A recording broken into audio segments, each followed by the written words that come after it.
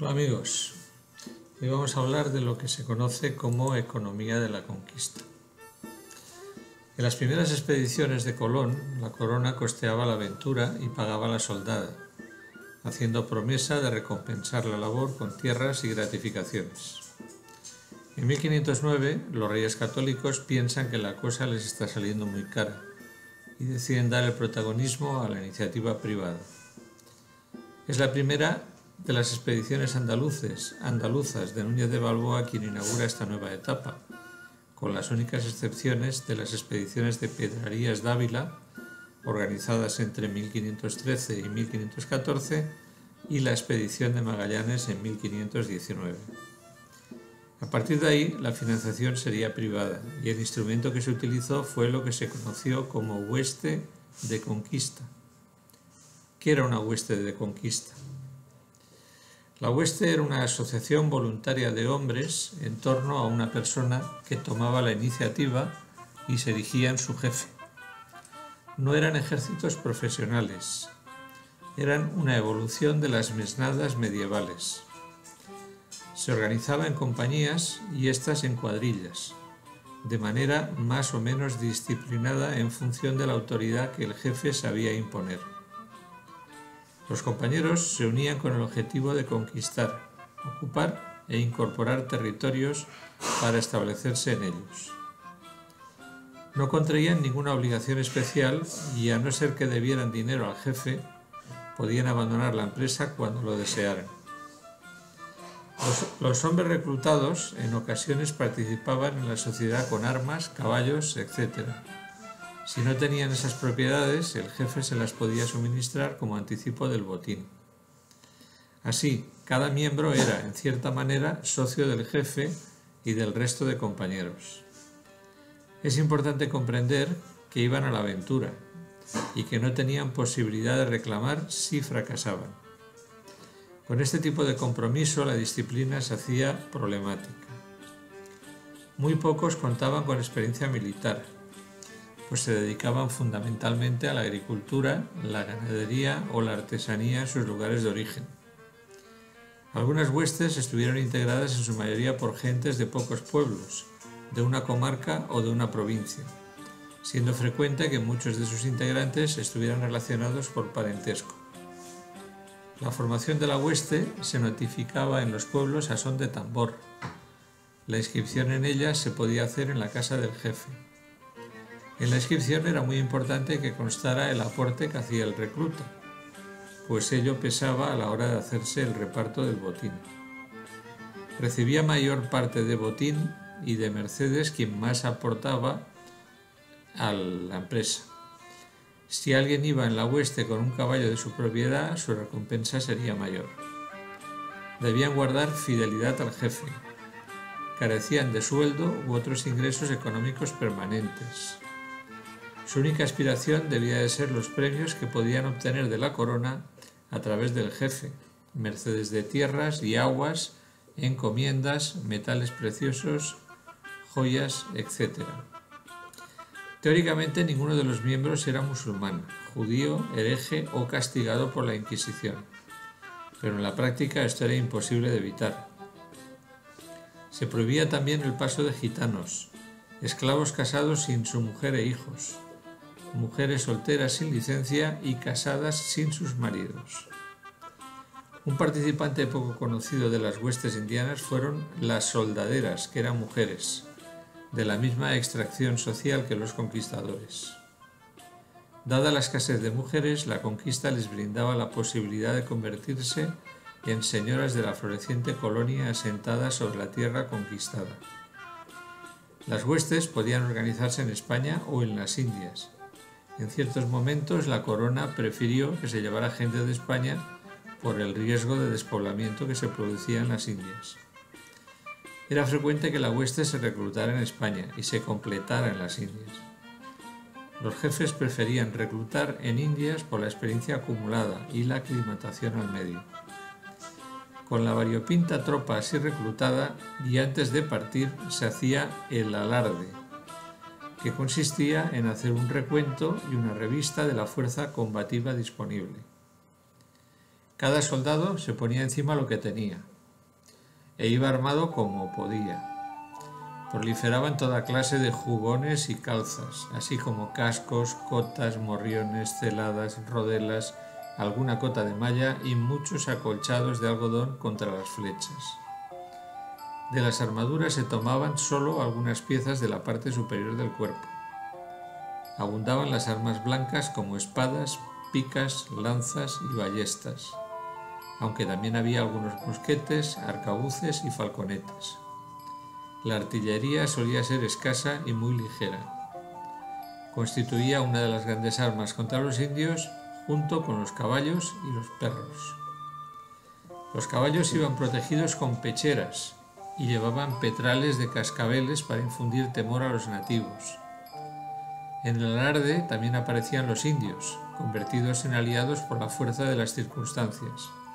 Habían sido vencidos, o por su odio hacia un enemigo común, integrando unidades de combate casi siempre mucho más numerosas que las españolas. Finalmente, en las huestes participaban numerosos indios porteadores llamados tamemes, las soldaderas españolas y las mujeres indígenas, que por fuerza o por agrado tenían que seguir a sus parejas. Iniciada la expedición, en la hueste se internaba hacia su objetivo, llevando en vanguardia a los expertos conocedores de la tierra y los intérpretes, llamados lenguas, que solían ir junto al capitán y el religioso si lo había. Una vez dentro del territorio de conquista, se erigía a veces una población para que sirviera de base de aprovisionamiento o de posible retirada y que acababa siendo campamento militar. Pero lo normal era que la hueste penetrara hasta el corazón del territorio enemigo, dejando atrás las bases. Vivían meses o años a costa de los naturales, sin el menor contacto con sus bases de partida. El hambre solía ser una constante que se reproducía sistemáticamente. La táctica militar consistía en sorprender al enemigo obligándole a rendirse. Lo ideal era conquistar sin tener que combatir, pero esto raramente se lograba, por lo que los españoles buscaban siempre batallas frontales en las que podían utilizar todos sus recursos armados y maniobrar con los caballos.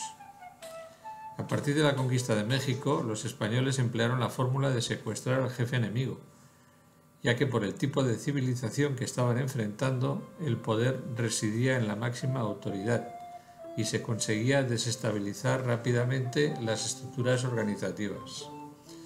Este procedimiento fue inútil en regiones tribales regidas por caciques. El relacionamiento del jefe de la hueste y la corona estaba regulado por un contrato llamado capitulaciones y por unas instrucciones que definían a la expedición como empresa privada supervisada por la corona. Las capitulaciones delegaban en un individuo responsable la acción de dominar un territorio indígena, que luego sería propiedad de la corona. Dicho individuo corría con todos los gastos de la misma y se beneficiaría, entre otras cosas, con una gran parte del botín que pudiera lograr en la conquista.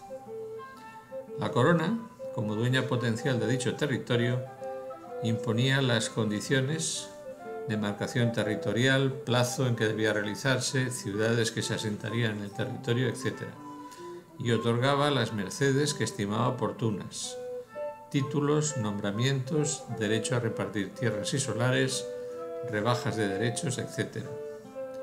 El rey solo estaba obligado a conceder estas mercedes en caso de que la expedición de conquista terminase con éxito, es decir, a posteriori, lo que provocó numerosos problemas.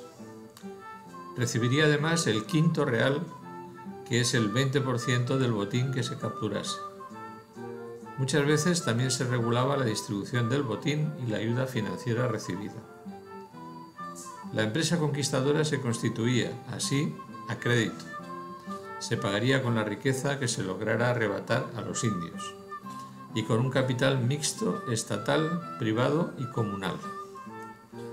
El capital estatal estaba representado por la autorización real para entrar en sus dominios y se materializaba en el pago del quinto real del botín y el territorio conquistado. El capital privado lo ponía el conquistador, quien por lo regular formaba sociedad con personas ricas que le prestaban el dinero necesario para organizar la empresa. Se organizaba una verdadera empresa comercial en la que se detallaba la forma y plazos en que se entregaría el capital, fianzas, liquidación del préstamo e intereses.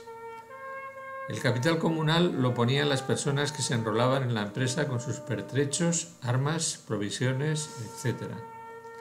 Las instrucciones era otro documento a través del cual el jefe de la expedición recibía también consignas acerca de sus funciones para con la hueste, la población nativa, la acción militar y la emisión de informes sobre los resultados. Y ahora vamos a comentar cómo se repartía el botín. Como hemos comentado, la aportación de cada individuo condicionaba el posterior reparto del botín, que seguía la conquista, así como la función desempeñada y los méritos contraídos en la expedición. Se procedía comenzando por descontar la parte del rey, el quinto real, y la cantidad destinada a saldar los créditos y deudas de la organización. Los miembros más distinguidos recibían encomiendas de indios, que lo explicaremos en otro momento, vitalicias y transmisibles a un heredero. Los hombres a caballo, en posición superior a la infantería, se beneficiaban de mayores repartos de tierra, siendo para los primeros las caballerías y para los segundos las peonías. Existían también categorías según el momento de la llegada a América. Normalmente el jefe recibía el cargo de gobernador y o capitán general. Los títulos nobiliarios fueron una clase reservada solo para los grandes conquistadores, así como el derecho a dejar las encomiendas en herencia. Los conquistadores fueron un grupo que se sintió agraviado desde los primeros momentos y que rápidamente tuvo que consentir la presencia y la autoridad de las nuevas estructuras de poder de la monarquía que eran enviadas para controlar el territorio. El botín se completaba con los saqueos ilegales y los engaños al oficial de turno que controlaba la parte real. Los problemas en el reparto fueron muy frecuentes. Si la conquista conseguía cubrir sus objetivos, los hombres de la hueste se convertían en colonos y pobladores, fundando pueblos y ocupando las tierras conquistadas.